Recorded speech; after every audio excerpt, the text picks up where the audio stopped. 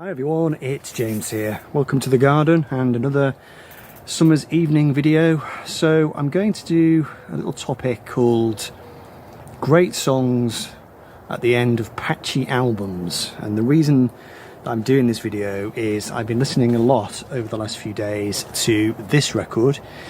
This is Bob Dylan and Empire Burlesque, a copy very kindly given to me a few years ago by Headley, another fat bearded man talking about records. Hadn't given it a huge amount of attention. I listened to it a couple of times when Headley first sent it to me, and I quite enjoyed it. Clearly it's Dylan in the depths of his kind of, I don't know, losing his way in the 80s probably. Arthur Baker production, I think, isn't it? Terrible drum sound. Some really nice songs on side one. You've got Tight Connection to My Heart, Has Anybody Seen My Love, which I think is a great song actually. Real You at Last is okay. Side two, there's a dreadful song called Emotionally Yours, which is possibly the worst Dylan song that I've ever heard actually. But right at the end of the record, just let the traffic go by. Right at the end of the album, you've got this great song called Dark Eyes, which apparently I've been rereading again Dylan's Chronicles book, which is a brilliant read. And in that, I think he talks about the fact that he wrote that song especially for Arthur Baker, because I think Baker was getting the impression maybe that this was not going to be a classic Dylan album. So Dylan went home and kind of, you know, conjured up this track, and it's just head and shoulders above the rest of the album. It's largely acoustic, or all acoustic, I think. Brilliant words.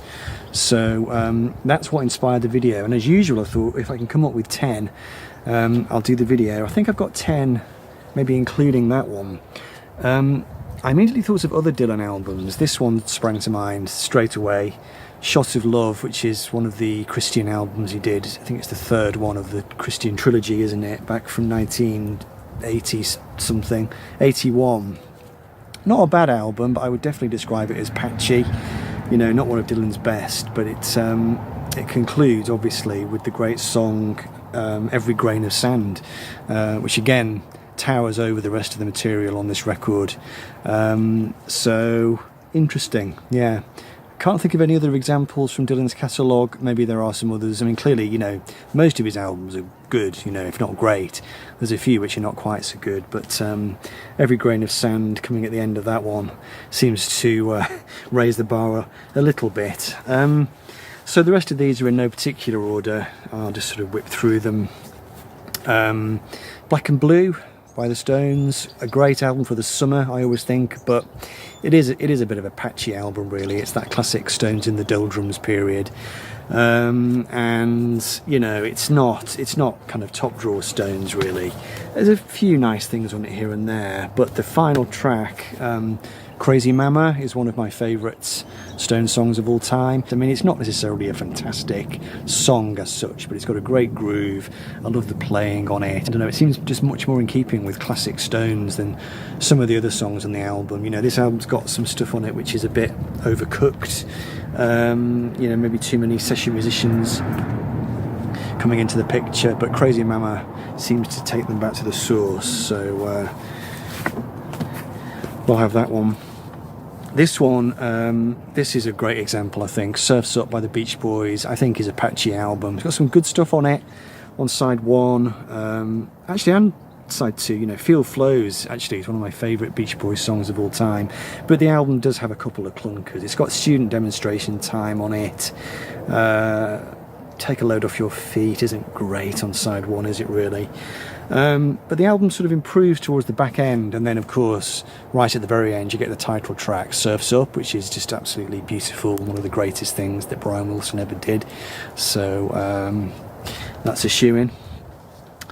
Pink Floyd, there are a couple of contenders for this. I nearly featured High Hopes from the Division Bell, which I think is a patchy album, but I think that's a great song. Don't have that one on vinyl though, so I thought I would show the final cut instead, which is a patchy album. I like it. I'm a bit of a fan of this record. It's got its faults and it's got its not so great moments, but just let the bus go by. There's a bus that goes right past our house every 10 minutes, every 5 minutes. The final song on the album, Two Suns in the Sunset, is a absolutely brilliant song. It's the nuclear conclusion to this record, the idea of the mushroom cloud in the sunset. Really haunting song, great drumming. I think Andy Newmark plays drums on that one, doesn't he? Interesting time signature, but you know, not Floyd's best album by any stretch of the imagination, but that song is an absolute classic, I think. Two Suns in the Sunset. Squeeze fans might not be too happy with me calling this a Patchy album. It's an album I really love, actually. Sweets from a Stranger from 1982. I think half this album is brilliant and half of it is not so good. It was a bit... I think it was Glenn Tilbrook maybe trying to be too experimental at times. There's a few tracks on here which don't really leap out at you, you know. It's patchy, but I mean, side 2 is pretty strong actually, but it concludes with the song The Elephant Ride, which is one of the most beautiful songs Squeeze ever did. It's basically a kind of haunting evocation of a post-coital scene, shall we say. Chris Difford's sharp eye for detail coming into its own in this darkened bedroom where there's a cigarette burning on the ashtray and a pile of clothes by the side of the bed, and it's just a beautiful melody from Tilbrook, and you know, it's long been a favourite of mine. It's a big favourite among Squeeze fans. So coming off the back, coming at the end of quite a troubled album for them, this is the one they made just before they split in '82, and it wasn't really a critical or a commercial success really, but I think The Elephant Ride is a great song. McCartney, can you guess which one I'm going to show? I think this is a patchy album. I know it has its fans and it's turned into a bit of a hipster album really, but I do think McCartney 2 is a little bit patchy. There's a few things on here which, you know, I can really live without. It was a sort of lost opportunity, this album really. Meant to be a double album I think originally, and there's lots of mad stuff which didn't get on it, which if it had, maybe it would have made it a bit more explainable as a concept, but I'm never quite sure it sort of flows as an album or works 100% as a record. I do like it, but I think I would describe it as being a little bit patchy. But it ends with one of McCartney's greatest songs of the 80s, One of These Days, which is a bit like the Bob Dylan one. Very low-key, very plaintive, very unadorned, beautiful melody, lovely sentiment, and brings the album to a sudden surprising close really, with a real touch of quality. I mean, you got Waterfalls on side 1, which is equally good, but that works really well actually, One of These Days, as a top quality album closer. Let's do the CD. I've got one CD to show you. Paul Simon's Surprise. This is one that occurred to me when I was going through my shelves. This is the album he did with Brian Eno back in, I don't know when it was, in the 90s I think, probably. I quite like this album, but I think it's a bit on the patchy side. The Paul Simon, Brian Eno thing doesn't necessarily work brilliantly all the time, and there's some fairly forgettable songs in the middle of the album. It sags a little bit, I think, but the final song, track 11, Father and Daughter, which I think he probably wrote that, I think maybe he'd had a daughter at the time. Anyway, Father and Daughter is just absolutely wonderful song, and quite similar to the McCartney one again, that kind of simple, unadorned, kind of plaintive, tuneful, melancholy but sort of happy, sad, touching kind of song. Great song at the end of that record. This is the last one that occurred to me when I was trying to draw up my list. I think I got to 9 albums. I was trying to think of one more, and in fact these last two are the last two I thought of, but Ghost of the Machine by The Police. Again, I like this album. I'm quite fond of latter day period Police. I know the critical consensus seems to be that the first few albums are the best, and maybe the second half of their career got a bit, I don't know, pretentious or something, I don't know. I quite like this album. It starts really strongly. Spirits in the Material World, Every Little Thing She Does Is Magic, and Invisible Sun. 3 great tracks at the start of that. Side 2 maybe dips, but the album concludes with the Stuart Copeland song Darkness, which is one of the great Police songs. Very dark, very mysterious. You can almost hear the desert wind blowing across the sand dunes. It's just a really evocative, quite a sad song really. It's quite unadorned, it doesn't have a big production thing going on, which maybe the rest of the album does, and it just brings the album to a very satisfying conclusion.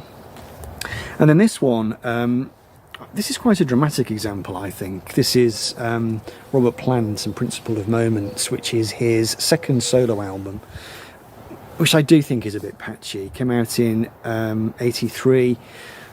It was him trying to go down the Ultravox route, really. I think trying to second guess himself, trying to do something which was not very Zeppelin-y.